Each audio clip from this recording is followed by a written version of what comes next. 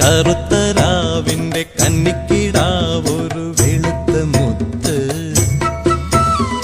കടൽ കടന്നും കണ്ണീർ കടഞ്ഞും പിറന്ന മുത്ത്.